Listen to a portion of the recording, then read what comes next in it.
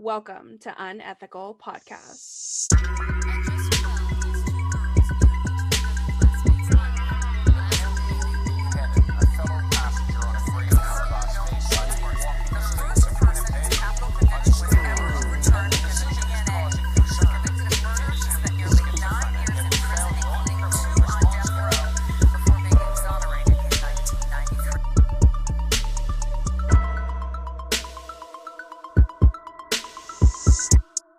Hi guys.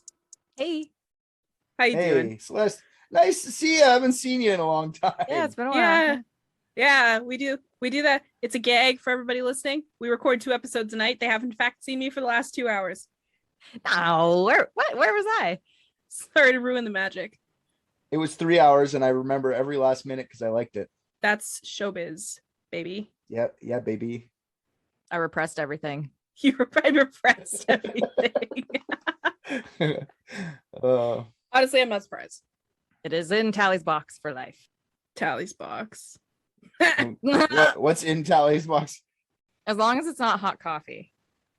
Yeah, fuck that. Yeah, Oof. no, don't put coffee in your box. Woo.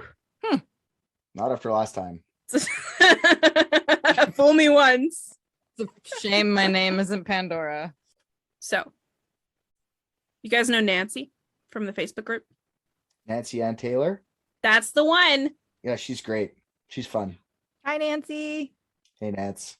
Cool lady. She did, however, call us out, though, because we are elitist pricks. Oh, yay. Why? She suggested that perhaps we should cover more international cases and not be so North America focused. And she is not wrong. She's completely right. I don't even like North Americans. Some Mexicans are the worst ones.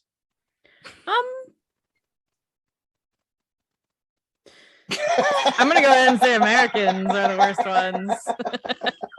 As an American, I'm going to have to disagree with that and say... Okay, fine. Mexicans are actually awesome. It's the Americans that suck. You're right. We learned a lot about Mexicans in our episode with Mike from Mexican prison. So That's true. Seems like a great place. yeah, nice place. Kids running around, rats coming out of the toilet. 3 stars. Uncle Mushroom, that guy. Huge bush. But thanks, Nancy, for the suggestion. And we do international things. I'll look up something international next thing I write for dicks. I got a couple things in line, but I will think of something international. Good idea. Jack the Ripper's international. There you go. Is Nancy American? She is born in America. She's been living in Denmark. Well, I just want, now she understands that my American mind can't really... Think internationally, you would say. You Can't do would it. say. Can't do it. It is the center of the universe. Stop telling us we're special. That caused an issue a long time ago. Make America go away. Yeah. That's what that stands for. Magua. Mega. Making America go away. We'll be Americanada. No, thank you. We don't want you. Respectfully. We need your help. You should have thought of that before you were born American. Damn it. Yeah. Thanks a lot, great grandma Ida. I don't want to call her a bitch because she's your great grandma, but we're all thinking it. She's dead.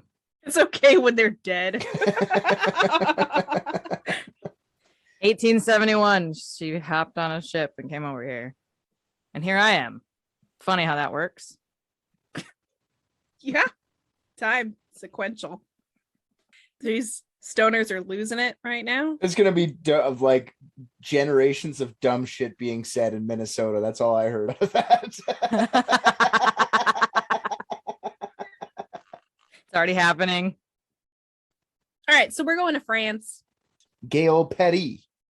Yes, Gay Petty, in fact. What the fuck did you just say? Happy Paris in French.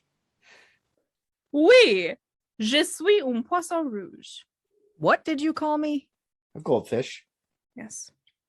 Okay. All right. Are we gonna do like a entire French episode? Comment ça va, Tally? I can't speak French. Well, okay, fine. We'll move on. What kind of Canadian are you? A Western one. Yeehaw. Yeah, comrade. Okay, yeah. So here we are in France, land of the baguettes and the unshaved armpits. berets human trafficking. Oh, good. This is what we're doing. Fun. It's not actually. Oh, okay. Even better. Not today, anyway. It was Friday the 13th in Paris, France. The France versus Germany soccer game was scheduled that evening, and it was a huge local draw. The capacity of the stadium was 80,000 people, and it was nearly full. 72,000 attendees. 3 men were turned away at the gate as the spectators flooded in because they didn't have tickets. They all said, "I have to go in." But this did not sway the gate attendant. So they continued to move from gate to gate, trying again and again to sneak in, but failing. One of them eventually left and walked to a nearby cafe. The others continued to try to enter the stadium. At 9:20 p.m., about 20 minutes after the game had started, the first man is finally patted down by the security guard after several attempts. And the attendant discovered that he was, in fact, wearing an explosive device. And within seconds, the man detonated the device, killing himself and one bystander and injuring more. That's right, folks. It's the Paris terrorist attacks. This is a sad one. I heard belts that have explosives in them was last season. Did you just make a fashion? They're out of fashion. Okay. All the terrorists are now wearing shrapnel shooting vests. What are you doing with explosive vests, you chump? You should be killing people with nails. This is 2021, not 2017. Get the fuck out of here. I'm just saying, I heard. Okay. You joke, but I think that explosive vests are actually coming more and more into fashion all the time. Oh God. It's guerrilla warfare, man. We're if you feel that desperate and there's no way to fight the man, you start to do shit like this, and it's scary, but the tactic works. I don't want to say it's good to do, but it's a tactic. It's a military tactic. This shit, it's scary. Yeah, I think there's nothing more dangerous than making people no longer fear death. No, they did that in Japan during World War II, making them like the kamikazes. Yeah, and they would kill the fuck out of people. One plane would go with a bunch of explosives and blow up giant ships just because the one guy wasn't scared of dying anymore. So you could save so many lives by like de-fearing one person. So scared, so scary. Yeah, I don't know how someone can be brainwashed that heavily. I mean, I do, but you know what I'm saying? I get it. Yeah. I just don't understand it. Yeah, I can't imagine being radicalized to the point where you blow yourself up, though. Like, I agree with you, Talia. It's crazy. My thoughts are going wild, so I'm just waiting for him to calm down. This is going to be a really stressful one. Yeah, I'm ready. Trigger warning for listeners. This does not get better. This gets worse. Much worse. But I think it deserves to be talked about. And we have you to guide us through. Okay. The second man, who was outside of the stadium, stood by one of the entrances and waited for the spectators to come flooding out. But no one did. They had heard the explosion, but no one realized what was happening yet. He, the second man, detonated his device at 9:30 p.m., injuring no one and killing himself. Good job. And he was in which location? He was standing outside one of the entrances to the stadium, waiting for people inside to come flooding out because they were scared by the sound of the first explosion. Yeah. And he just blew himself up anyway. He didn't just wait. They would eventually. Yeah, I don't. He's not here to ask questions. Yeah, I don't know. He missed that day in orientation. Yeah. So security at the stadium decided that it was best not to inform any of the attendees of the situation, so as not to cause a panic inside the stadium. 72,000 people can easily kill each other in a panic by accident. So they continue to watch the game, totally unaware. But the president of France, who was in attendance, was discreetly rushed to safety. When the game was over, the spectators were held in the stadium to await evacuation. At 9:25 p.m., a bar called the Carillon, I'm not French, I'm going to do my best to say these the way that I learned them, the Carillon, was packed with people watching the soccer game and drinking on a Friday night. Carillon. Yes, that's correct. One of the people at the bar noticed on the screen that one of the players suddenly stopped playing in the middle of the game. They didn't kick the ball when they should have. And he could hear that a loud bang went off in the background on the television. Neither the player nor the patron knew that this was because of the explosion outside the stadium. But suddenly, 3 or 4 loud bangs rang out in the bar. Despite the festivities, people knew that it was not fireworks, and panic ensued immediately. At first, the shots were outside, where the gunmen first killed the driver of the vehicle in front of them, and then they opened fire on the outdoor patio. But the shooters were very soon inside the bar, moving through the bar and firing shots as they moved to the back. Once the attack was complete, they were there for a total of 1 minute. The assailants calmly left and sped away in a vehicle that was waiting outside. So scary how much devastation can be wrought in 1 minute. You know, 1 minute we just sit here and we waste a minute just chit-chatting about nothing. But like, I don't know what your numbers are on that, but that sounds like at least double digits dead, you know? I guess we'll find out in a minute. So a paramedic who was helping an injured shopper at a Franprix supermarket across the street adjacent to the bar immediately called for emergency response when the shooting stopped. He hadn't seen the attack in the bar, but he had obviously heard it, and he had seen glass breaking and bullets flying. So he knew right away this was going to be bad. He called for basically all hands on deck. The unharmed in the bar immediately jumped into action to try to help the injured and dead while they waited for help to come, including the paramedics themselves who had rushed over from the supermarket across the street. And these people were all in shock themselves, but a few lives were definitely saved by them. These people are absolute heroes. That's awesome. Yep, that's how you do it. You just don't think about it. Just do whatever you think is helpful at the moment. It's really all you can do in a panic situation like that when you don't even know what's going on yet. Like, just something terrible. Mm-hmm. Yep. At 9:32 p.m., the 3 gunmen opened fire in front of the Café Bombier at La Casa Nostra Pizzeria. This time they didn't enter the restaurant. They just pulled up, started shooting, and they were gone within seconds. There aren't even any witness statements in association with this. That's how fast it was over.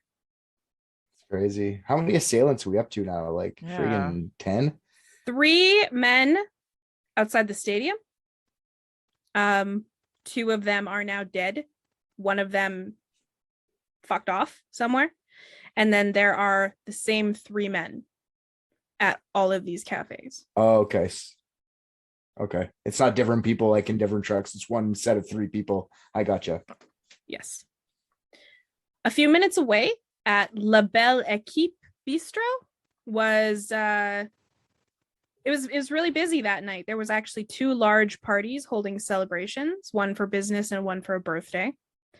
Many of the locals were also there enjoying the soccer game. This restaurant only sat 28 people, but it was packed. At 9:36 p.m., 2 men opened fire outside. One of the men was firing directly into the restaurant, and another man was standing on the street firing at anyone who passed by, pedestrians and vehicles. The third man then joined. He crossed over the barriers once the first man had finished shooting. He crossed over the barriers into the restaurant, and he was walking past the people who were lying on the ground and firing shots into anyone who was still moving, one at a time. The 3 men then jumped into their car and fled the scene once again. But also once again, another hero emerges. The man who lived upstairs above the restaurant got all of the medical supplies he had, and he ran down to help the injured. What a guy. That's nice. At least there's someone. Yeah. There were survivors. So those people probably helped too. I don't know. 9:39 p.m. at La Comptoir Voltaire, a man walks into a bar. Ouch. Was there a rabbi and a priest? Blonde redhead and a brunette. Ouch, because a waitress walked over to speak to him, and without hesitation, he detonated a bomb strapped to his body. Celeste, you're not good at these jokes. What? That was a punchline. I'm joking. Did it bomb? Did my joke bomb? Oh. So, despite her proximity to the bomber, she survived, but she was very badly injured. The man died instantly. So the patrons immediately started shouting for the gas to be shut off, thinking that it was a gas main explosion. Not realizing what had happened, one of the men in the bar ran over to the bomber and began trying to save him. He removed the man's jacket to try and perform chest compressions, and he found the remnants of the device, and he realizes it's been an attack. And then he just kept on trying to save him. Oh, man. Yeah, man. He didn't stop. Whether it was shock, he just kept going. The French people after this attack were all sorry that this happened to you guys and you feel like you need to do this. We still love you anyway. France is a stronger country than us, man. Oh, yeah. I'm going to say it's full of integrity, and they don't even have to say so. Yeah. This story, you know, as gut-wrenching as it was for me to learn about and hear about from all these first-person accounts, the display of humanity and of like camaraderie from the French people during the attacks and afterwards is a privilege to learn about. It's beautiful. Yeah, it's amazing.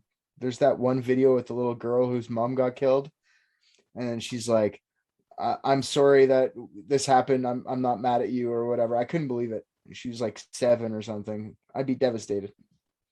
Yeah. But at the same time, I mean, it's a tough position because you know that the forces in the Middle East are getting stronger all the time. At this point, it's kind of like, what do we do here? Anything we do is going to escalate the situation. Maybe all we can try to do is try to de-escalate it. Yeah. Yeah, I was going to say something similar. It's like, I personally don't think I could, go at it with grace when it came to me with disgrace. I'd have a hard time finding kindness after that. When I was in Europe, the people on the street were openly rude to Muslims and derogatory towards them. I don't think that this is tolerance. I think this is self-preservation. That makes sense. France is like such a cultured country that like trying to come in and burst in with your culture is not going to work with them. It's got such a long, rich history, and trying to like blow yourself up into like, my point is the culture of France is feeling threatened by the Muslims, so they're being dickheads. You know what I mean? Like when you said they're openly bad over there, it's probably because so much culture is already there. And as much as it sounds terrible, I understand that. I don't know. That's just my impression. Anyway, at 9:53 p.m., the third man from the stadium, he went to the events cafe from the stadium. The cafe exploded. He exploded. He injured over 50 people and killed himself in the process. The theory is that he was waiting to see if people would flood out of the stadium so that he could return to it and then detonate his device there. But he could see in the cafe on the TV that it hadn't happened in the last 30 minutes. And so he just decided this is as good a place as any. Now, unfortunately, not everyone in Paris is into sports. Paris has a very diverse night scene. And at 9:49 p.m., ears were already ringing inside the Bataclan Theater. American rock band Eagles of Death Metal were bringing down the house in front of an audience of about 1,500 people. I love Eagles of Death Metal. It's one of my favorite bands. It's super scary. I've never heard of him. Me neither. Cool that someone listens to him. Yeah. I saw the Vice thing with. I didn't watch the whole 3-part documentary, but I did see the Vice interview with the Eagles death metal dudes, and it was very sad. Yeah. Now, you said you never heard of Eagles death metal, like you heard of Queens of the Stone Age, right? Nope. Yes. Yeah. Well, basically, the lead singer Josh Homme, he was the original like drummer for Eagles of Death Metal, but they're like super affiliated band, right? Like they're with. So it's basically, it sounds like Queens of the Stone Age, just more like indie than that. It's not like cool. Is he good looking? Josh Homme or? Well, yeah, with the last name like Homie, you have to wonder. You think homies are hot? Good times. What? Oh yeah. 50 cents. Cool. 50 cents for homies. Yeah. Okay. Outside the venue, there was a patio area where people were enjoying beers and cocktails with their friends. A black sedan had been sitting in front of the venue on the other side of the street for about an hour, witnesses say, and no one realized anyone was inside until suddenly 3 men exited the vehicle carrying assault rifles, and they opened fire on the patrons on the patio. One of the men who was on the patio ran inside to try to warn the people in the loud, very loud concert hall that the gunmen were coming. And the audience at first thought the sound, it was loud, like firecrackers. They thought it was part of, the heavy metal show, man. Yeah, like the what do they call it? Not fireworks, but the pyrotechnics. Mm-hmm. Pyrotechnics, yeah. Yeah, that's what they thought at first. Until the band suddenly stopped playing and bolted from the stage. Then they knew they were fucked. Thanks for not mentioning anything. Yeah, they knew. They knew we're fucked. We're out of here. At 9:50 p.m., an absolute hailstorm of bullets flew into the crowd from all 3 men. Jeez. One of the audience members ran and opened the fire exit, but the door was so narrow that the people who managed to actually trickle out were very few before one of the gunmen opened fire in front of the exit and created a literal blockage of bodies. Some of the people in the upper balcony were able to escape by crawling out an upper level window, but the drop was high, and so the process was very slow. Many of the concert goers who've spoken about the incident say that they survived by hiding under the bodies of the people who had already fallen. So at one point, the gunfire did stop, and some people believed that the shooting was over, so they got up to run. But the gunmen were actually just reloading and giving them an opportunity to give themselves away, which they did. Oh, that is just so tragic. Just play dead, man. This it's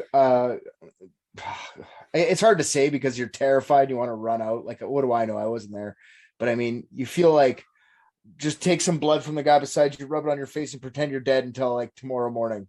Until as long as you possibly can. Until you hear like officials talking to each other, until it sounds legit. Yeah, but they could even have tactics like that. They could even walk around going, "Is it clear? Do you have any dead?"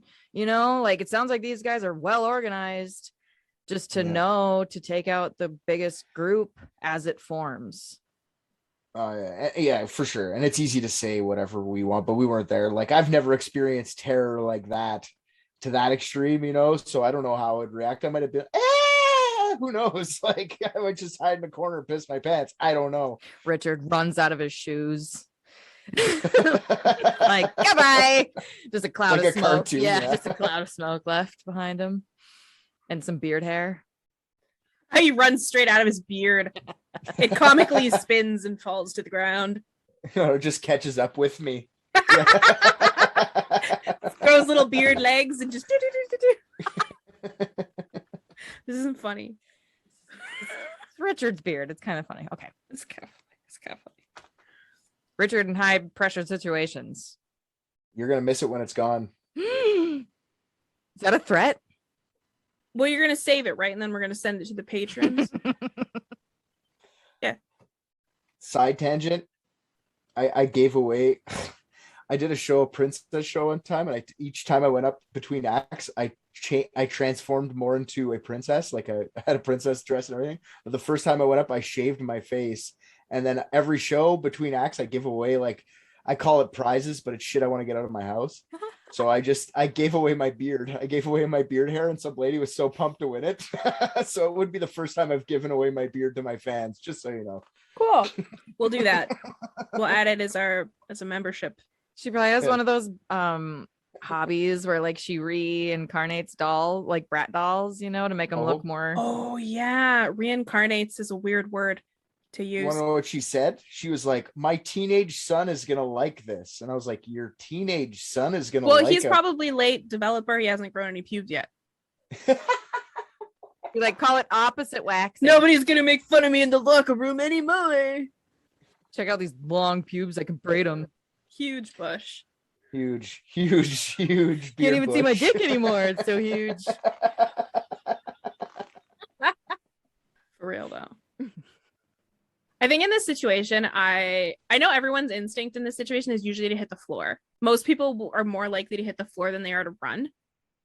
Yeah. I think for me, that would be my instinct too. I would lay on the ground and then wait for somebody dead to fall and then just get under him. Bye. I think, but I mean, what I was talking about wasn't, I think we all gonna hit the floor, but when you stop hearing gunshots is the reaction. I feel like I'm talking like just lay there until someone comes, but I think maybe I might got up and ran, you know, I don't know. So I feel bad for being like, just lay down, but it's my instinct to say that, but to actually do that in complete terror, I don't think I would. I think I'd try to get the furthest away as possible. Yeah, it's like your common sense, but at the same time, you might be like, I probably have a better chance of getting away from the gun altogether than hoping they don't just fire into the pile. Yeah, I think I would just like wait till they got close, kick him like Jack Bauer, take his gun, shoot the other terrorist, run out, and then that would not happen. I think it's all up to chance, and you could be making the best decision you possibly could at that point, but all it takes is one vantage point and 1 minute. Trauma callback. We've had one trauma, yes. How about second trauma? Yeah. Jeez. Oh boy. Anyway, let's get sad again. All right. So in the Netflix limited series, November 13th, Attack on Paris, one woman recounts that her and about 50 other people in the theater, including her partner, managed to flee into a dressing room that had a false ceiling. And they began climbing up into it and escaping. But this poor woman couldn't do it because she was quite a big lady. So instead of pushing her aside and leaving her, the people in the room tried to help her first. They kept trying to help her to make sure that she could get up to escape. And she did. She made it. They got her through. She was a mother. Awesome. Good for them. Good for her. Good for them. Yeah. It's beautiful. Yeah. It's like, I don't know. I'm trying to think. Would I just be like, see you later, fucker, and just run away? Self-preservation, or would I help? I hope I would help. That is the complete opposite of John Basso. Yeah, exactly. Yeah, it is for sure. She's so mad. I told you being fat would kill you. Brat, brat, brat. Yeah. Not unless you have a bunch of nice people who are going to hang out and help you. I'm moving to France. Same. Peace. So one of the gunmen got up on the stage of the hall, and he continued to open fire on anyone who got up and ran for the exit. On the upper level, there was a concert goer who was standing on the window ledge of one of the windows on the outside, trying to stay out of sight. It was too far to climb or jump down, but he was out on the ledge and sort of hiding behind the wall, just trying to stay out of sight.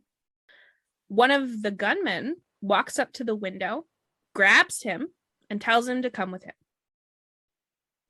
The third gunman finds a group of people who were hiding in between rows of seats on the upper balcony level, and he takes control of them as well. The gunman told them that if they cooperated, they wouldn't be killed. In total, 24 hostages were brought to the upper balcony. Once they were up on the upper balcony, the second gunman, looking over at the pit of bodies below, just started firing into it. It's like disgusting. According to the hostages, their reports of it, he was just having a great time. He thought it was very funny. He probably was maniacally laughing. I picture that. No? Maybe. He was having a good time. I mean, how would we know? We can't hear him over the fucking sound of the gunfire. Sorry, getting worked up, swearing a lot this episode. Whew. I imagine it was very loud. They described the smell as thick, the smell of gunpowder. It's quite thick, yes. Oh my god. And it's sulfur, so I mean, it's you know it when you know it. I don't know it. It's like fireworks almost, but a little more pungent. I have had the incredible privilege to never smell it. And I've also had the incredible privilege of not being able to smell blood mixed with it, which these people do not have. Large amounts of blood outside the body just smells like a bunch of pennies. Hot pennies. I've heard. It's really gross. I bet. So at 10:02 p.m., 23 minutes after the first shot was fired outside the Bataclan, police arrived on the scene and stormed the theater right away. And by stormed, I mean two of them. The first two stormed the theater by themselves. Good for them. They saw the first gunman on the stage right away, and they fired at him. He fell to the floor, but he was not dead. He managed to detonate his explosive vest to distract the officers while the two gunmen above started firing at them. Very fortunately, both of the officers were able to escape the theater and wait for backup. That had to have been a premeditated move on the assassin's part, because how do you work together without communicating like that? The hostages said that the two gunmen at the top, apparently after the officers had left, they were chuckling and like, I don't know if they high-fived, but basically that kind of thing. And he blew himself up. That was awesome. Did you see that? Yeah. Fucking Christ, man. This is their friend. But they're indoctrinated. He's the lucky one. To them, he's the guy that got to be the hero first. We're coming. We get to do our, like, as if he got there first before us, you know? Yeah. It's indoctrination and it's scary. It's terrifying. This is the most dangerous people because they do not give a shit, like Salah said, about the dying. So it is scary. So you think that they were like applauding to their fallen friend here, not just like, yeah, that was so cool? I think they were definitely going like, he made wow, it. Good for him. He made it. He's in the next life as a better person with all his virgins or whatever the fuck they promised them. That's so much cringe. And I'm sure it emboldens them too, you know? Even when you're in that situation, it's got to be different than your training. When you're actually there with your finger on the button, knowing I've thought about blowing up lots of times, but now I'm actually going to do it. Actually seeing your friend do it, that would embolden you. It probably puffs their chests up for sure. You have to remember, they think what they're doing is righteous, and what we are, or what the people that they're killing are the bad people. So they're doing a favor. They're not being bad right now. They're being very good, right? It's for us to see what's happening from our lens. They're terrorists, but from their lens, we're the terrorists, or the Paris people are the terrorists, and they're fighting for their country or for their beliefs or for their rights. So that is a dangerous way to nobody thinks they're being evil. Hitler didn't think he was being evil. He thought he was helping, you know? Did you guys see that? Did either of you watch Black Mirror? Yeah. Not the newest ones. Okay. Well, do either of you remember the episode with the soldiers and they gave them the implants to make them see this Battle? Yeah. Yeah. I don't even know what it was. It was just a different ethnicity of or a different nationality of people who all lived in the same place. Yes, I vaguely remember. But they turned them into they made them see them as monsters, even though they were just people. It's like that, except these people don't even need to see them as physical monsters to be able to do it. Yeah, these are just other people. Like, yeah, it was instilled in them, but like, were they inherently, going to be killers? Who knows? I think some of them it's self-preservation. That's where you are. Which side is the side that's most likely to live? Oh, it's the side where I have to kill people? Well, better them than me. No, and nobody ever asks like why terrorists or whatever are doing what they're doing, right? No one ever like tries to solve that problem. They always just go like, they're terrorists, end it. And they do the same thing, like the terrorists do the same thing to us, the terrorists. They just go like, why? So it's a never-ending cycle, and nobody will ever get along until we just go like, okay, let's stop and talk to each other, and we'll get people got to give and take. It can't just be all what one side wants. It's never going to happen though. We need to hate something. We need aliens. This is why I want aliens, so we can hate aliens. All right, all together as one humanity. We have to hate something. Yeah, but aliens would kick our ass. Yeah, like, I don't know. I've seen Independence Day. We won. Independence Day is propaganda made by the human race.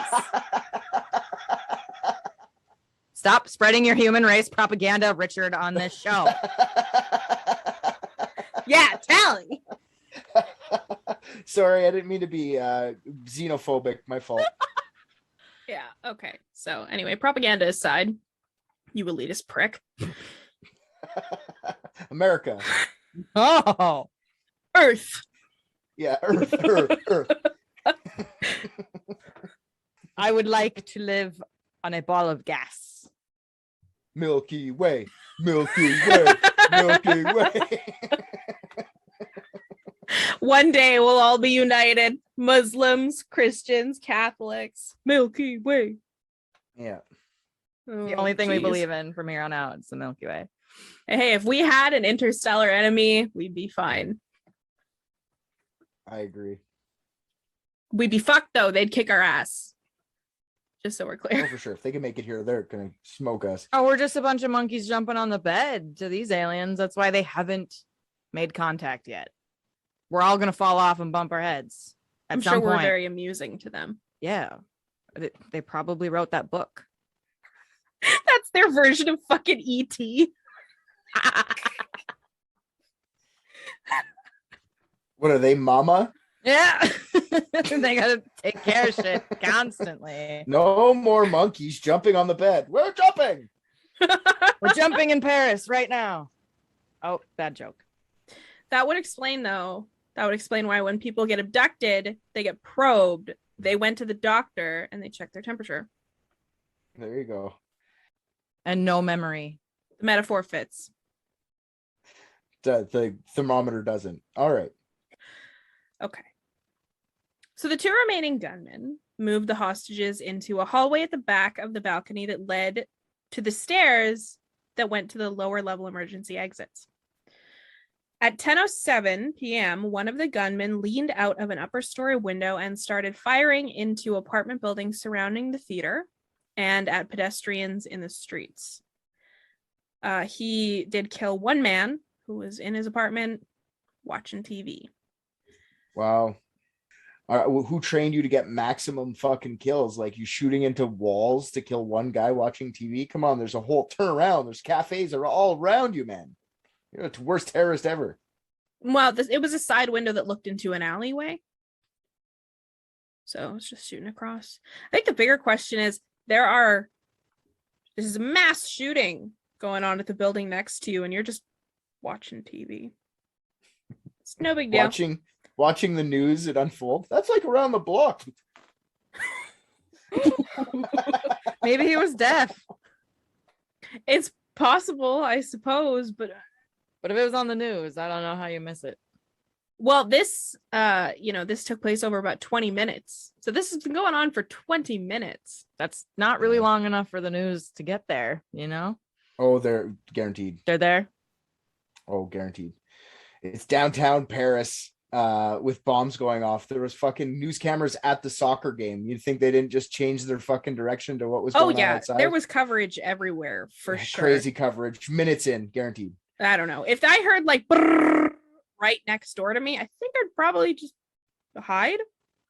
I wouldn't be like, let's see what's on TV. If you want to know, just look out the window. What's even worse is probably the people just filming it with their phones, being like looking at it through the phone as they're filming, not really registering that it's actually happening right in front of them. Because there's so much cell phone footage that was sent to like, anyways, it's Twitter. crazy. Fucking yeah, all over the place. Yeah, but we're glad we have it now. I mean, yeah, no, it's history. It is what it is. We need. Yeah. At this point, journalism is irrelevant. The people report on themselves. Yeah. News sources get their stories from Twitter these days. It's pretty weird. News is entertainment now. No freelancing involved. So at 10:15 p.m., the gunman lined up some of the hostages in front of the door. So this is the door that led into the hallway. And they did this to create a human shield from the police. And also so that the hostages could report to the gunman what they could hear on the other side of the door. So the rest of the hostages were assigned to stand in front of the windows and then report to the gunman what is happening on the streets.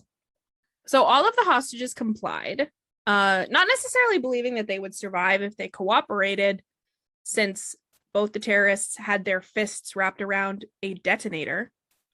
I think they all assumed they're just waiting for the police to burst in here so that they can explode. But they had convinced themselves that, maybe the longer we can carry this out without getting shot, the more likely it is some miracle will save us, according to the hostages. At one point, police officers are walking past the windows at the side, and they actually looked up and saw the hostages in the window. And they shouted out up to them to say, go home. They were like, what are you doing out here? Go home, go home. They know that the theater is under fire. Do you think that they are there voluntarily? Oh, God. That's just a relatively stupid idea to start with, like, I wonder why they're up there and not down here with us. Yeah. And worse than that, they didn't even tell anyone. They didn't go and be like, there's people up on the upper. No, nothing. Neither did Eagle Creek Man and French Squaw. The Eagles of Death Metal. Thank you. Oh. They didn't say anything, and they had microphones. They could have done a lot of things in 1 second. Been like, hey, it's a shooter, bye. Well, I mean, the rest of the audience is facing that way. So, I mean, yeah. But yeah, they sort of gave themselves away, what with the extremely loud bullets and stuff. True. You're right. Regardless, I agree. They were a bunch of bitches. They're rock stars. Okay. They can't be hurt. Okay. Settle down. They're not rock stars. They could have said something. At 10:30 p.m., 15 SWAT members entered the theater. Once they were inside, the theater literally erupted with the cries of the wounded. People who had been playing dead, they're just, as soon as they were in there, just a rush. It was silence before it was. What a haunting experience for helpers. Could you imagine going in and hearing nothing to suddenly just all the survivors suddenly begging for help? I don't know if this was a story from the Paris attacks or from a different one, but there was like a mass shooting like that, and one of the victims, like, she wasn't dead. She pulled like a dead guy over top of her to survive, so no one would think she. And then after the whole thing was over, she like went to that guy's like wife and like, your husband saved me. Like, it's such a. She figured out who he was, and like he became a part of her, Yeah. And he was just dead guy saving her from. I don't know if that's from the Paris or if that's from a different one, but it's such a weird, crazy story. The things that you'll have to put yourself through in this kind of stress situations, right? Mm-hmm. Mm-hmm. A lot of people said that they were soaked with strangers' blood from hiding underneath them. So The cries of the wounded, of course, alerted the shooters that the police were now inside. So the police asked anyone who could to stand up and put their hands on their heads. No one did. They were smart and scared.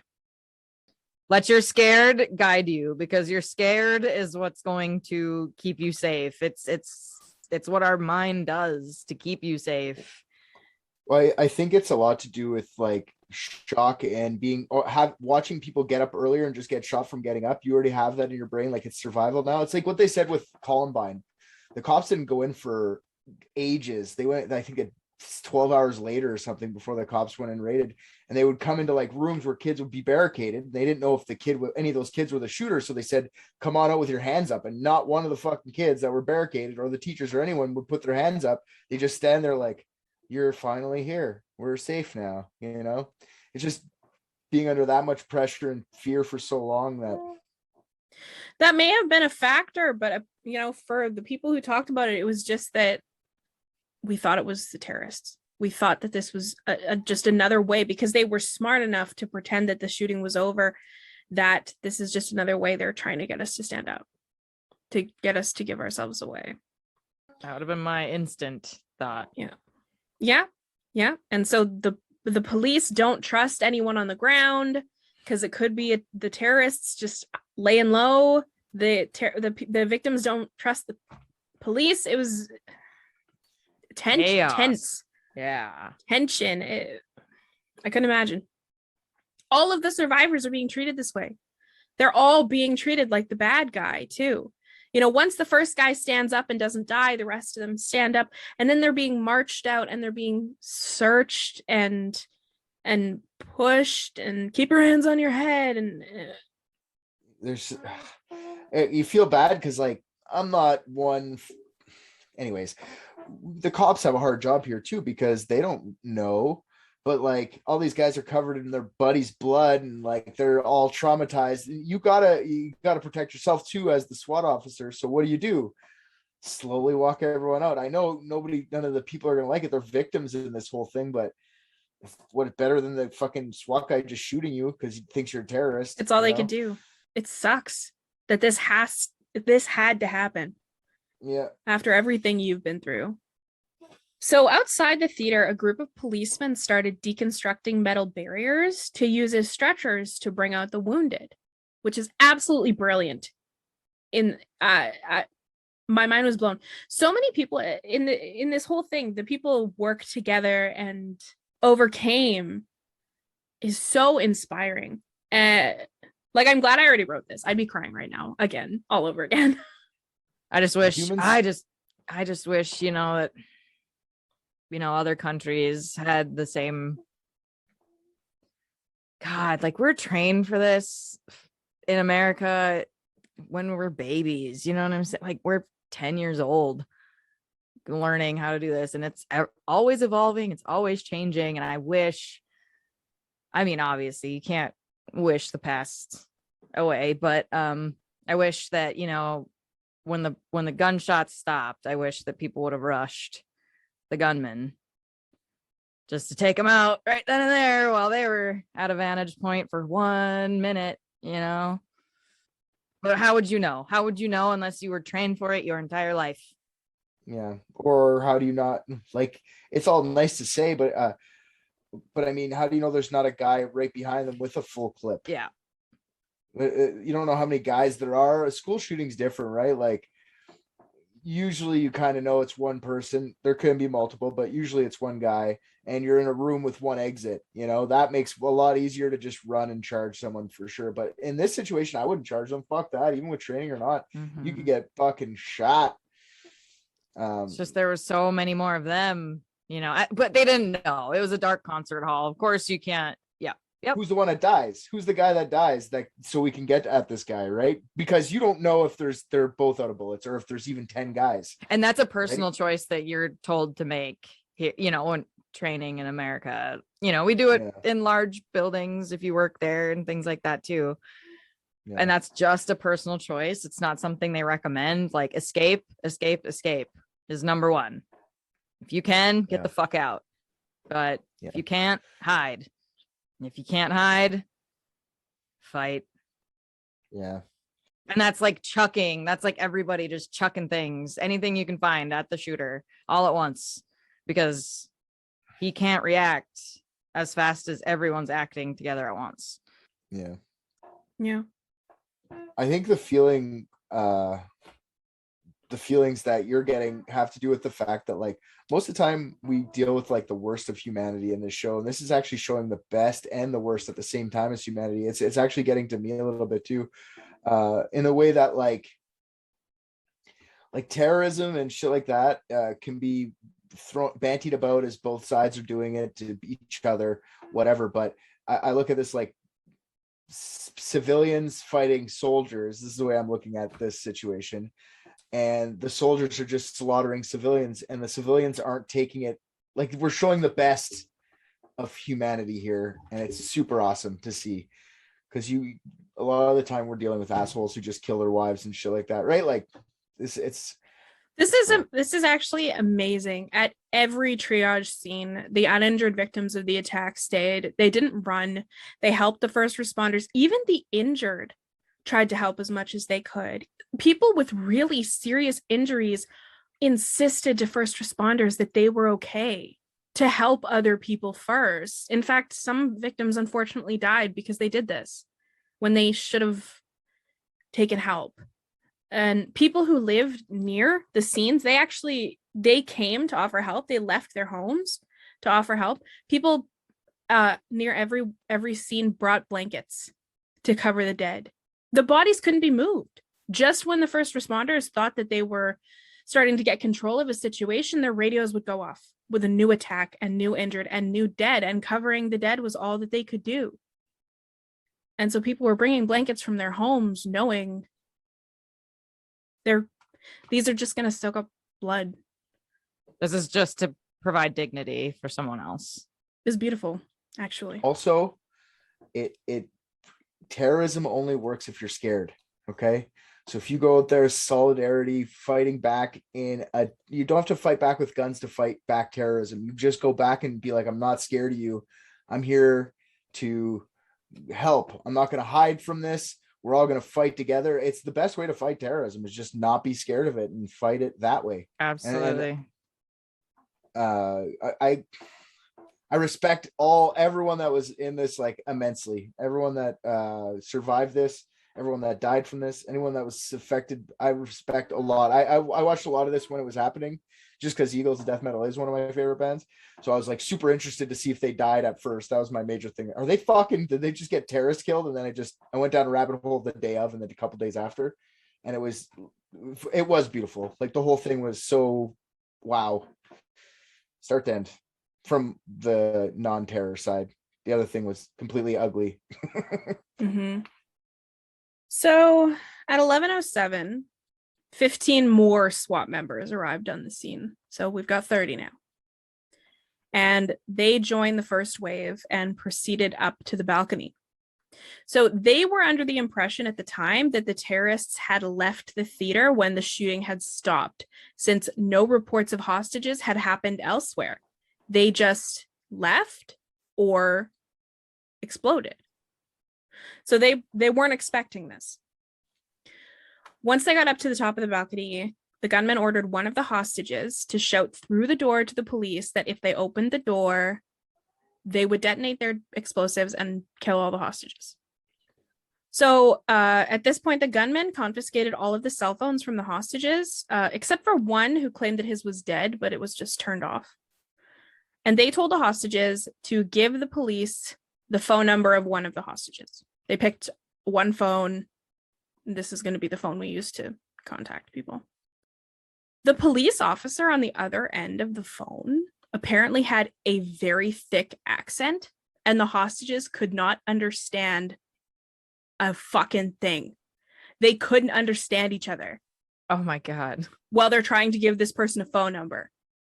Going to let go the terrorist? You going to let go some victim in there? Not Quebec French? Okay, wrong French. They were Southern French, apparently. But the hostage who was talking on behalf of the gunman could not fucking understand anything. And he's like, I'm gonna die. I'm gonna die because this son of a bitch has a fucking accent. I mean, I'd be pissed too. Like, hand the phone to someone else. Yeah, exactly. Get a different fucking cop who can understand. Apparently, though, the gunmen thought this was hilarious. They thought it was so fucking funny. They were just toying with these people. They didn't think they were surviving this, you know? No. So they didn't care anymore. Let's make fun of the fucking asshole. Let's just buy a little bit more time. I think so too, yeah. Yeah. They thought it was just very entertaining. So once they were in contact with the negotiator, the gunman demanded first that the police leave the theater. Just leave them alone. Some reports say that they demanded a signed document promising that the French would leave all Muslim lands. It's not happening. It was not happening. Not happening. Why even ask? It's a buy time. It's not a real demand. That's not a real demand. And if it is a real demand and that it actually happened, they probably would have left and they probably been like, good. They knew it wasn't going to happen though. It's not like they were asking that seriously. Yeah. So from that point on, the plan of action was based on the assumption that the gunmen are not going to surrender. They are not going to release any hostages. So the negotiator gave up on negotiation immediately. And they decided to breach with the approval of the higher ups in the police force. Yeah, I think policy is to not give in to any terrorist demands anyway. So I think they just kind of wanted to feel them out and see what they're looking for anyway. I think both sides of those conversation was just like spying on each other, basically like intel. After I very ignorantly in one of the last episodes said that the government never negotiates with terrorists, it was the Noid. Someone actually educated me that after now I can't remember which incident it was, some hostage situation. It was like Waco or something like that, but it wasn't Waco. Okay. Where a bunch of hostages died. The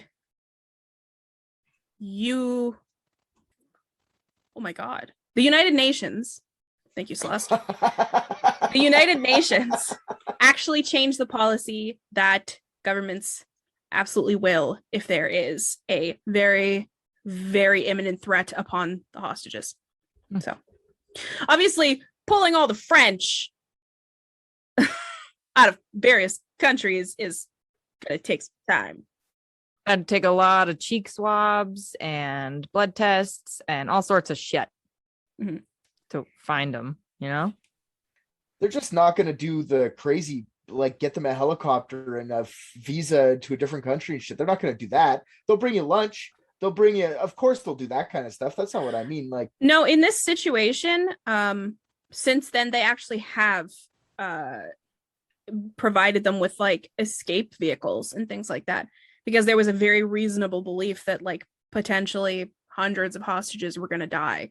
They allowed them to escape and then they caught them later. Well, yeah, they obviously put a tracker in that somewhere or something. Yeah, somebody educated me on that recently. So I always wanted a cottage, like a real cottage. If you would like to conduct a hostage situation, you may. Don't recommend it though. You're just about to give me the green light to do a hostage situation. Look, my professional advice is don't do it. My personal advice, however, is don't do it. Okay. Don't do it. I won't do it. I promise. Please stop rubbing your Stop pussy. frottering. I'm flicking my bean. You're sick.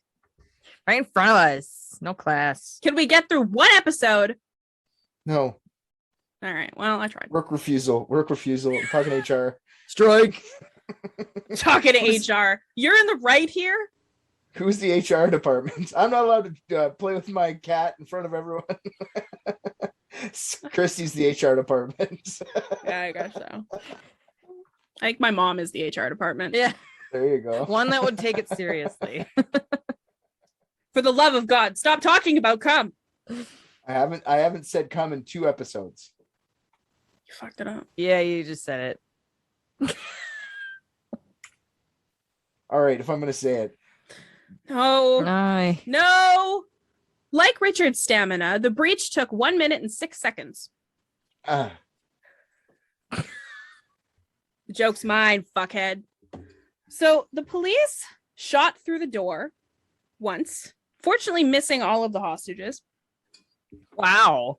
And I do mean fortunately. They were firing totally fucking blind. 1 in a million right there. It's a lot of people in a room. So they fired the shot and then they began to break down the door. The hostages rushed away from the door to the other side of the hallway, except for one. One of the hostages kept trying to keep the door shut, which was really pissing off the other hostages, but he explained that he was sure the terrorists were just waiting for them to breach the door to blow themselves up. He's like, I'm not ready. It's not going to end this way. So 23 other people could not convince one person to back away from the door. But he did eventually. Oh, okay. They all got down on the ground, including his partner, wife, girlfriend, whatever, who was there. They were like, get the fuck on the ground. Yeah. Dude. This was also the hostage that they had assigned to do all of their like negotiating and shit too. So he kind of had a rapport a little bit. Gotcha. Yeah. So he got down on the ground, finally. Door bursts open. One of the gunmen immediately empties his clip into the shields of the SWAT team, right over the heads of the hostages, who are fortunately on the ground. One of the officers who was in front was he was carrying a shield, and he actually ended up tripping and dropping his shield onto one of the hostages and trapping her there. Ow. Oh. She wasn't hurt though? Fortunately, no. Those things are heavy. They're about 70 kilos. Yeah. I struggled to keep one up. When? I know a guy. Just leave it at that, I think. Okay, so the SWAT team starts moving forward. And as they went, they were stepping on top of the hostages, which the hostages were not super happy about. And leaving the one hostage that was stuck under the shield. He dropped the shield and he was just like, okay, it's fine. Working, busy. I'll come back for that later. One of the gunmen took 3 of the hostages and headed down the stairs to the lower level. And the police officers started throwing flash grenades into the hallway to get the terrorists to stop firing on them. So the flash grenades fall amongst the hostages and they go off. Fortunately, again, none of the hostages are hurt or like directly in front of any of them. And once the area was sort of disoriented, they started pulling the hostages up off the floor, pulling them behind their shields to provide cover so that they could start running. The entire time leaving the one hostage stuck under the shield. So one of the last hostages to get out actually pushed his way back in past the SWAT team to lift the shield off the trapped hostage, which he did by himself. Wow. 70 kilos, the shields you said there? Yeah, 70 to 80 kilograms. Yeah, it's like 150 pounds. That's heavy as shit. Yeah, this guy went full on fucking Incredible Hulk and saved this woman. And then he carried her out. Cool guy. Super young guy, too. Very young. Did they know each other? Or did he just know that she was the one not accounted for? They just knew each other from being hostages. I think he was just observant. He was very aware of his surroundings. There was one guy who was having a particularly hard time, and he just went to this guy and was like holding his hand. He just knew that at that moment he needed it. Very just intuitive young guy. Based at like looking at him, he looks like a metalhead. You know those guys that just you can tell. But he was a huge empath. Yes, yeah. You look at them, they've got the long hair. They obviously wear like concert t-shirts and stuff. You just know that those are like the nicest dudes ever. He was one of those. Thick, wiry bush. Yeah. Yeah. Oh man. His heart probably hurt very, very bad that day. But he didn't stop. So it's pretty cool. Mad respect for that guy. I believe his name is David. Thank you, David. Thank you, David. How do you say thank you in French? Merci beaucoup. Merci du. Did I get it? No, merci beaucoup. Oh, cool. Mercy Butcup. Merci Butcup. There you go. You guys did it. You offended all of our Quebec listeners now. Perfect. You're welcome. I don't like. Yeah. Merci Croûtan. I'll keep giving you guys French lessons. That's kind of fun. Oh, that was fun. I suck at it though. That's okay. I have a permanent retainer. Leave me alone. I'm just shit with languages. I can't retain them worth shit. I can't even retain English. Actually, yeah. 10 elves. Pish posh. Pish posh. So as the officers moved through the hallway, they noticed that several of the concert goers were hiding in a dressing room at the edge of the hall. They were so well hidden, the terrorists hadn't even noticed all the extra hostages they had. Sneaky. I like it. Yeah. So then the SWAT team obviously yanked them out of there and they're like, get out of here, damn kids. So the gunman who took the 3 hostages down to the lower level was waiting for the gunman on the upper level to detonate his device. 2 of the hostages took the opportunity while the gunman was watching the top of the stairs to run. So the lower level was in complete darkness and they disappeared into the dark and they managed to escape because his weapon was fully out of ammunition.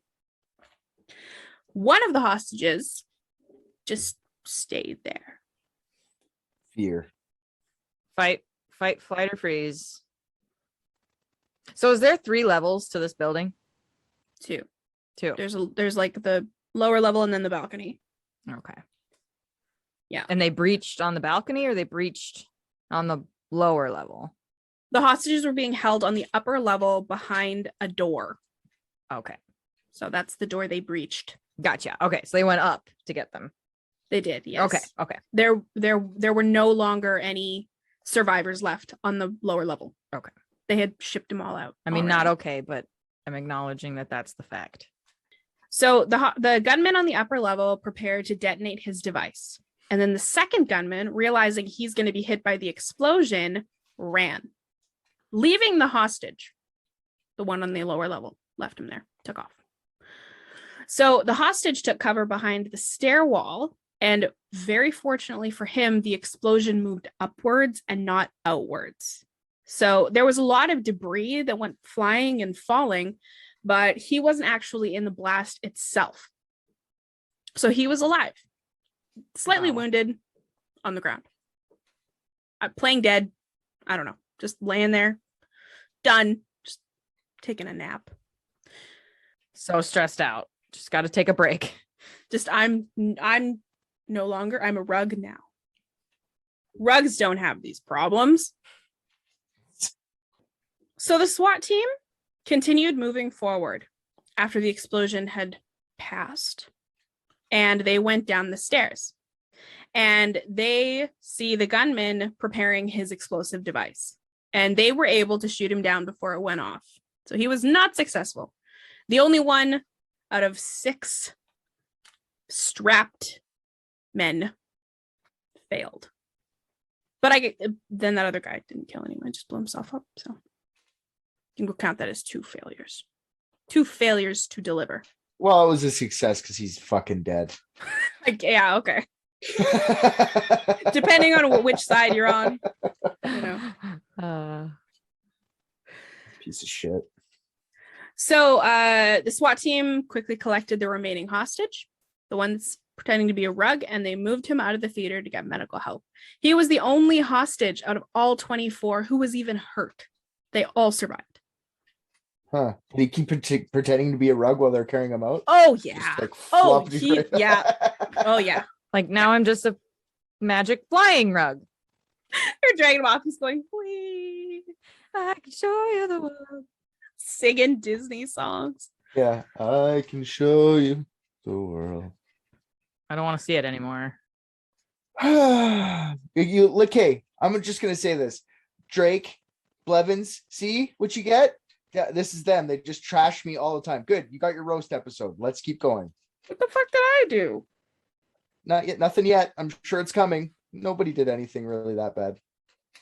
So you're being a little bitch. There you go. See, it happened. Well, don't be a little bitch then. What am I supposed to do?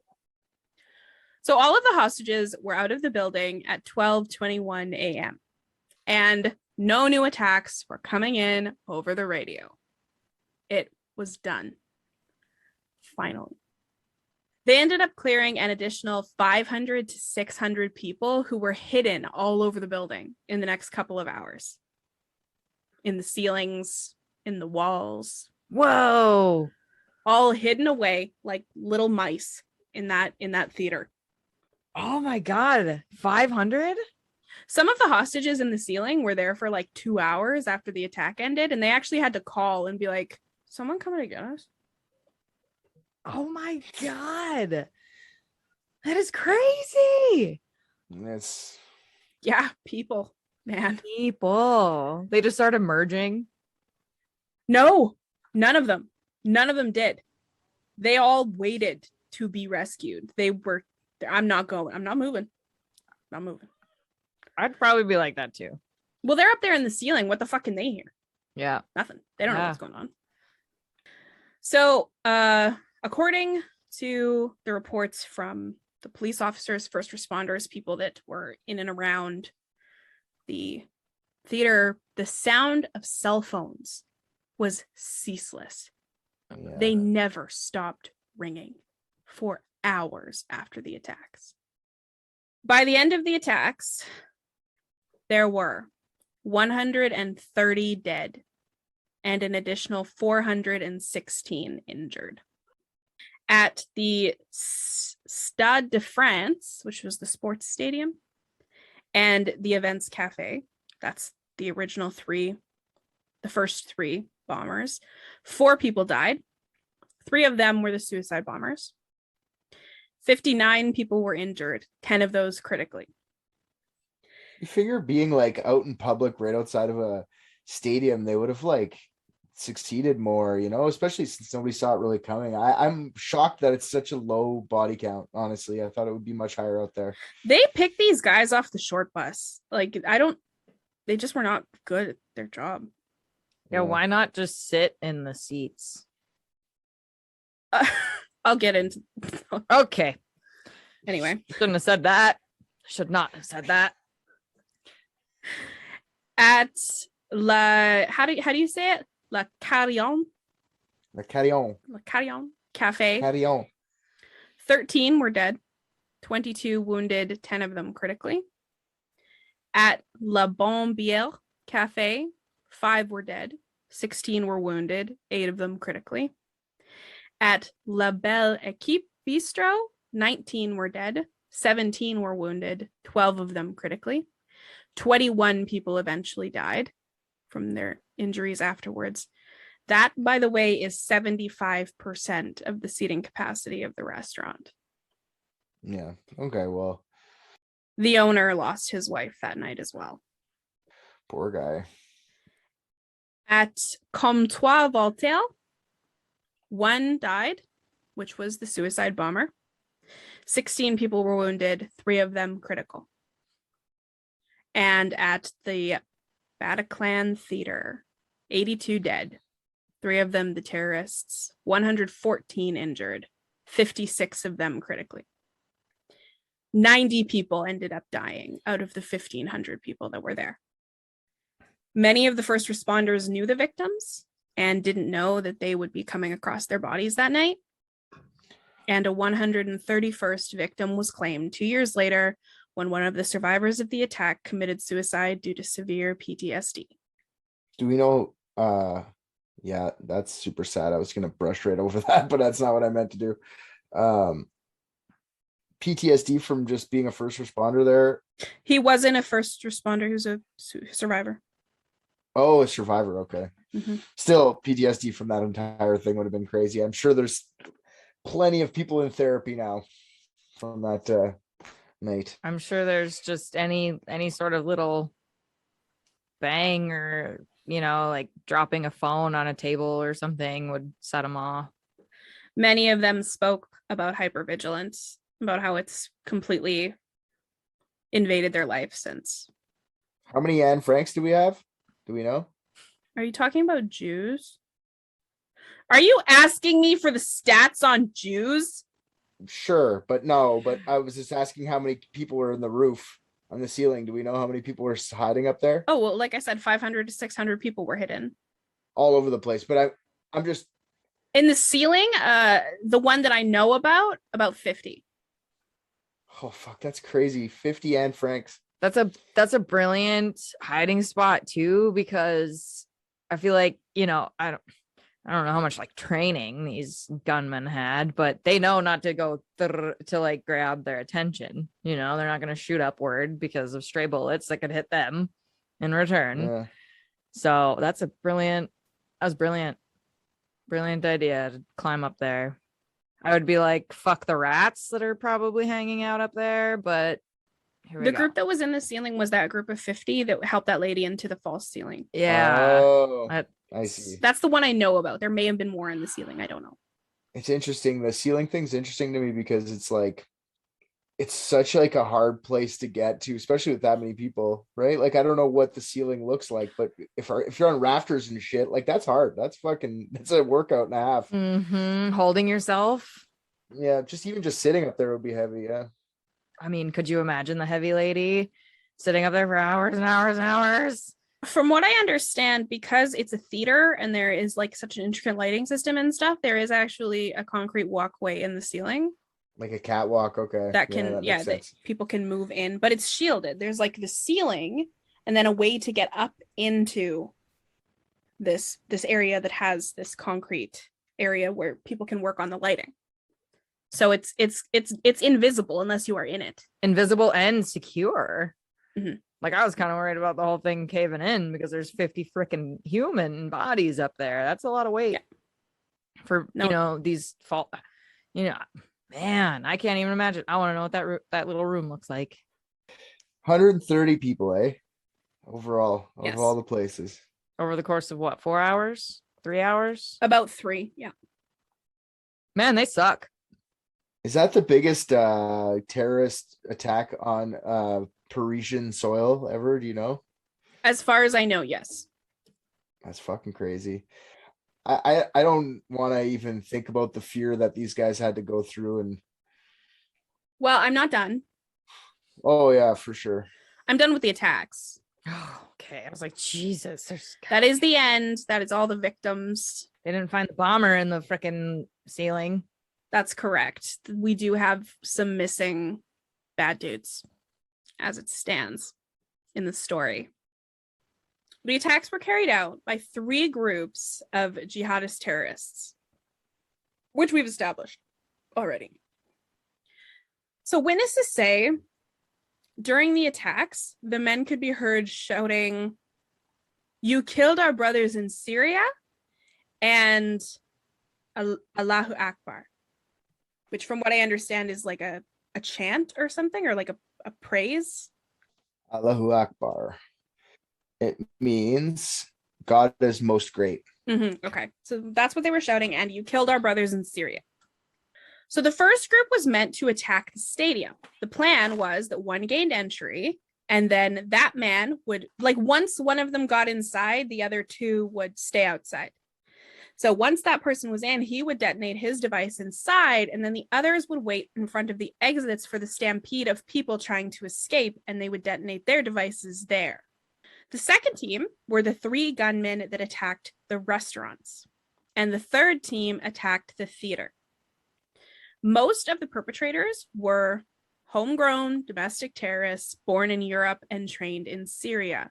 2 of them were Iraqi, though.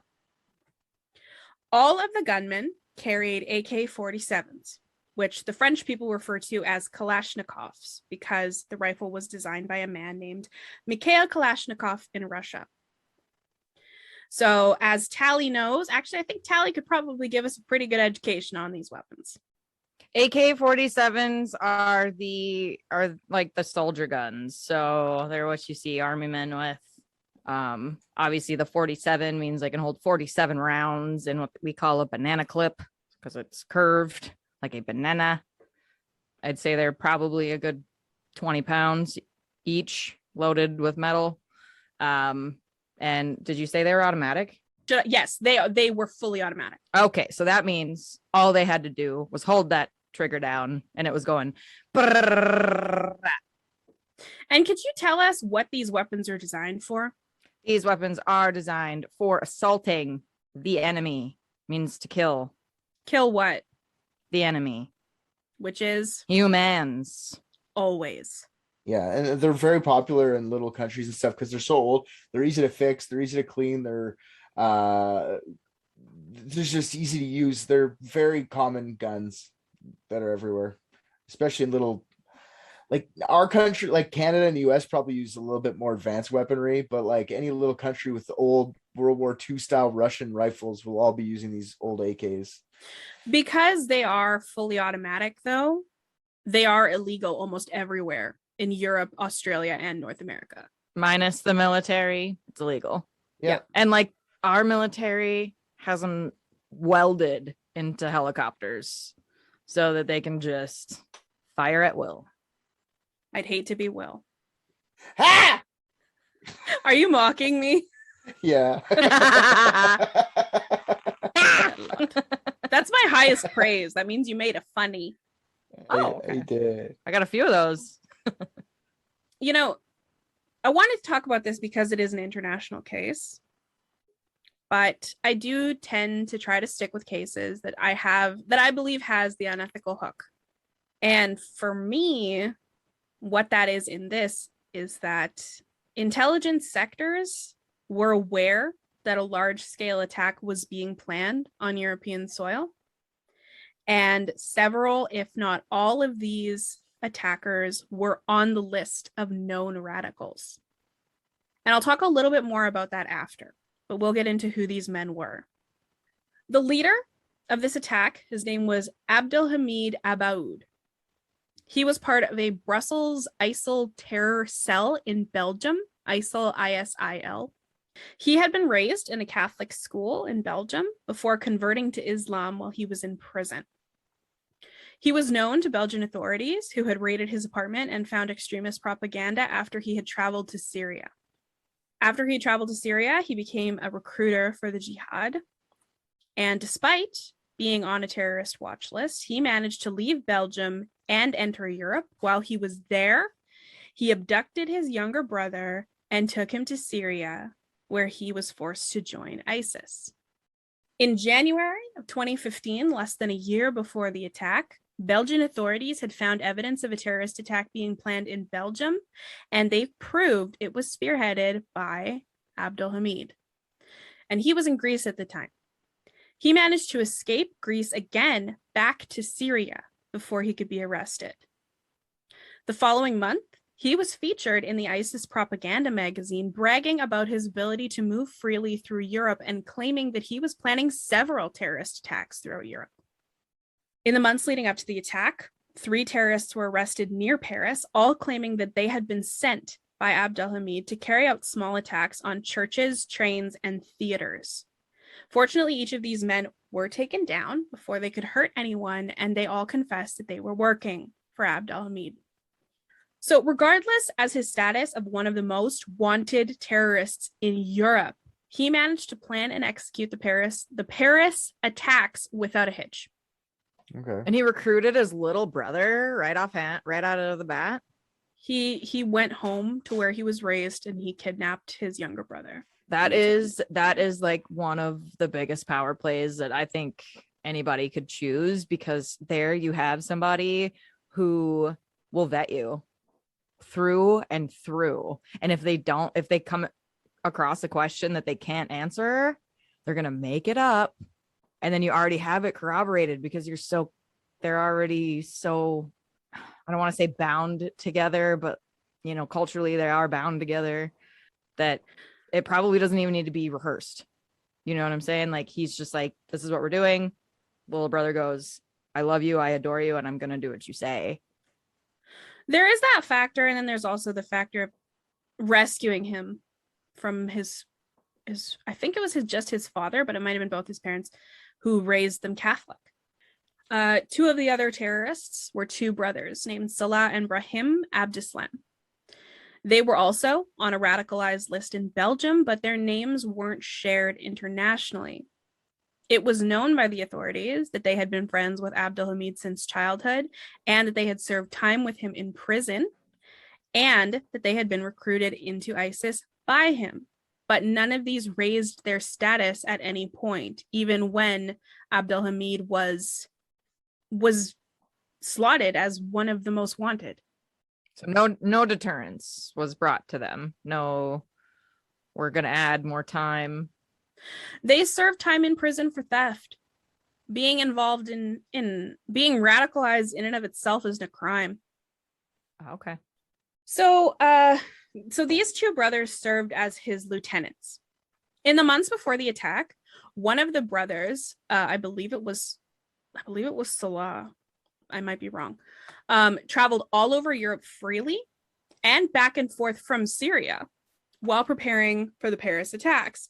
In those travels, he picked up two men who were masquerading as refugees in Hungary. He also bought a large supply of detonators from a fireworks store, and he rented 3 black vehicles, all in his own name, and he rented a house in Paris without raising any alarms. Just to be clear, though, they could do all of this, but they couldn't get tickets to the soccer game. Yeah, I when you said without a hitch, I guarantee there was lots of hitches. They just did pretty good for what they thought. I mean, without any kind of government interception.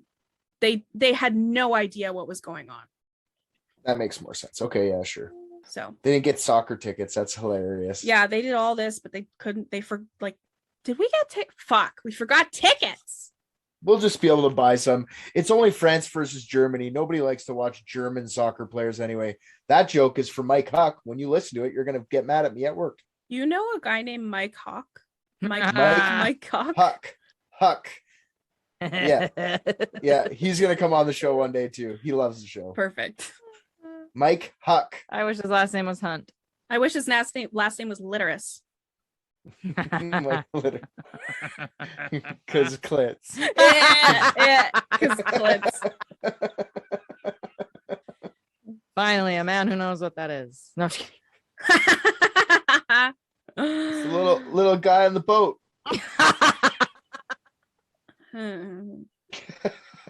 don't have a mirror, so I don't know.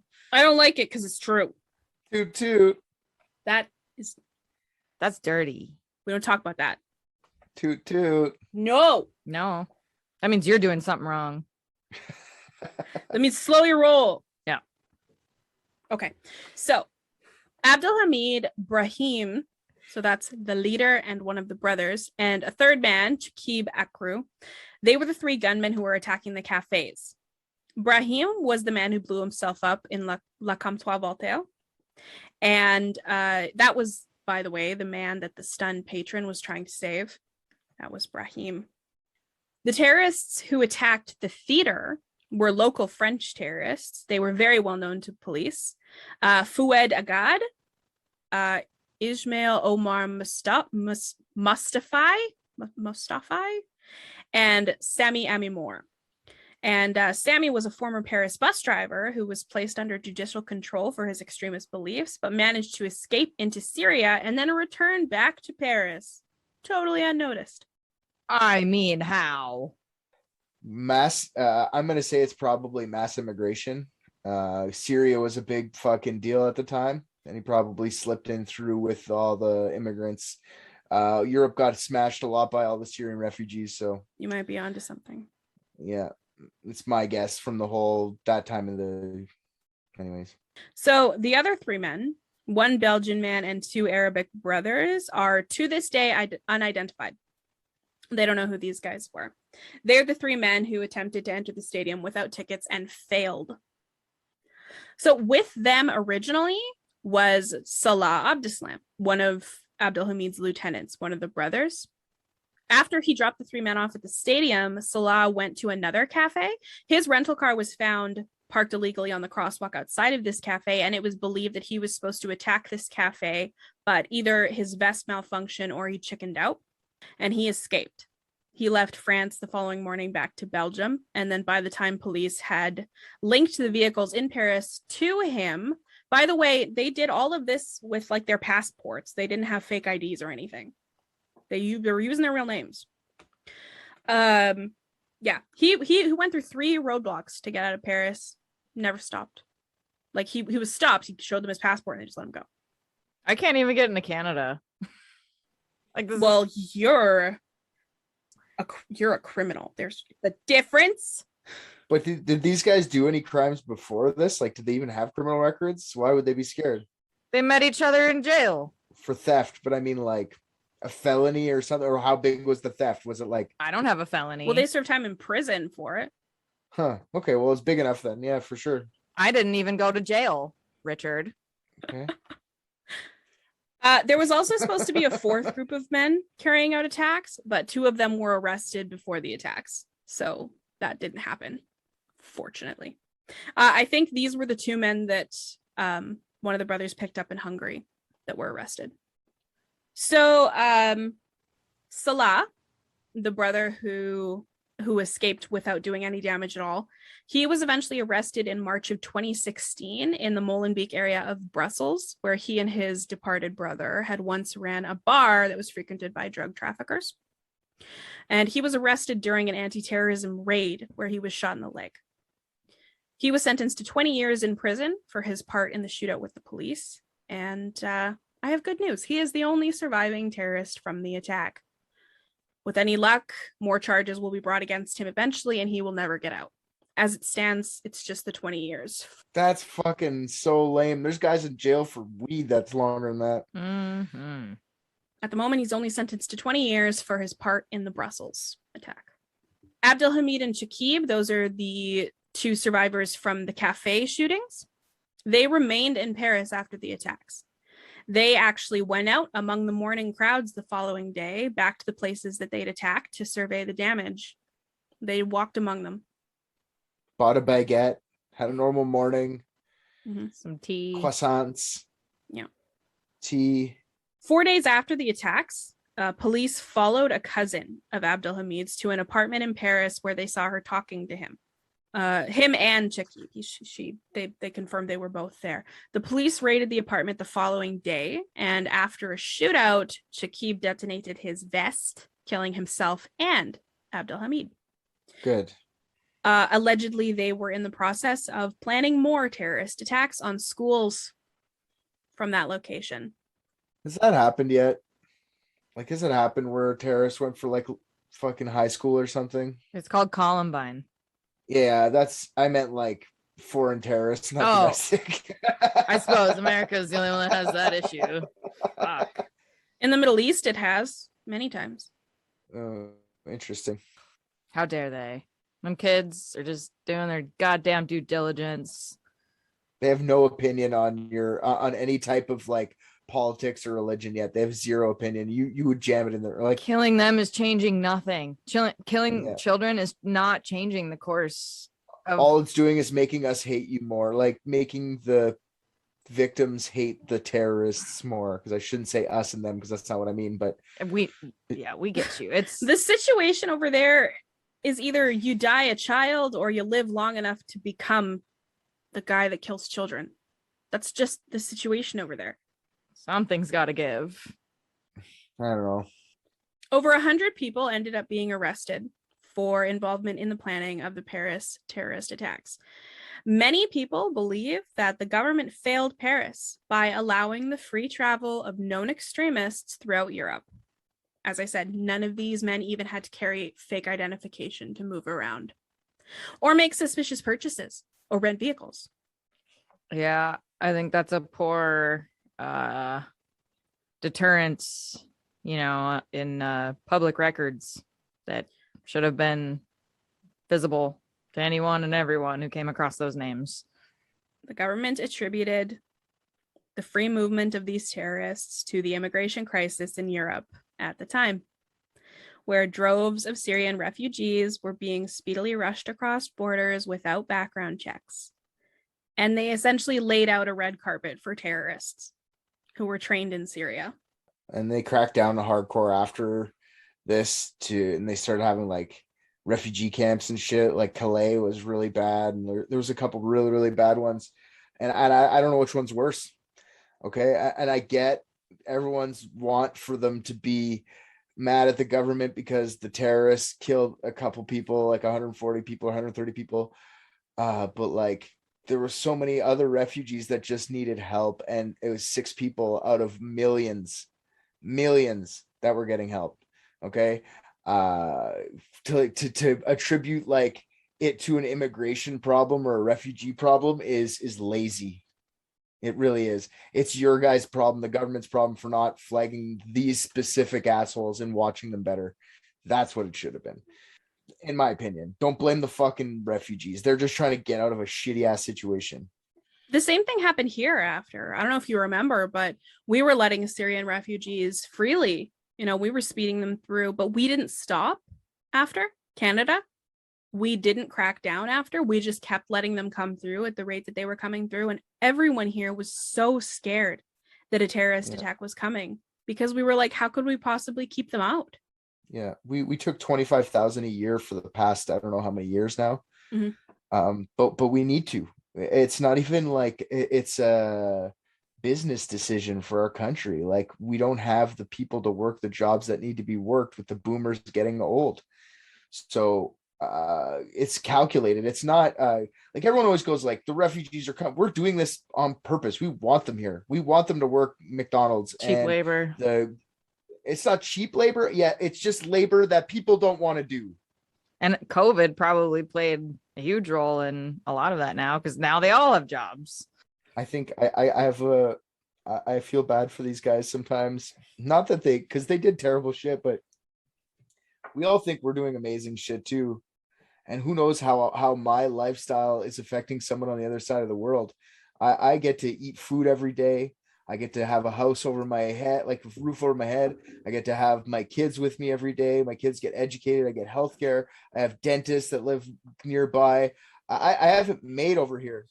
Yeah. But for me to live this lifestyle, does that affect like how somebody else has to live on the other side of the world so we can maintain my lavish? In reality, over a human history, I live like a king did 500 years ago, you know?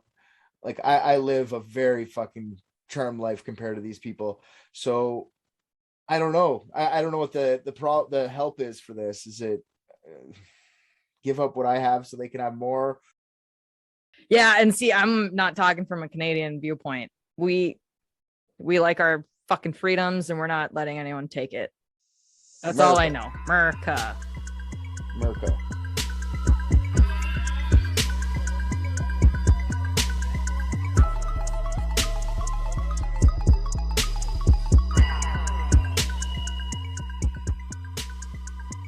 Hey guys, thanks so much for listening.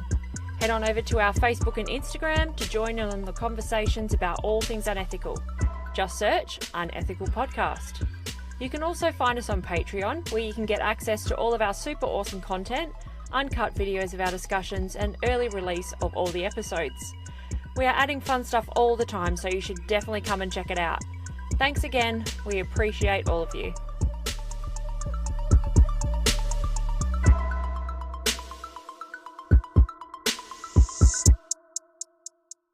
Ba, ba, ba.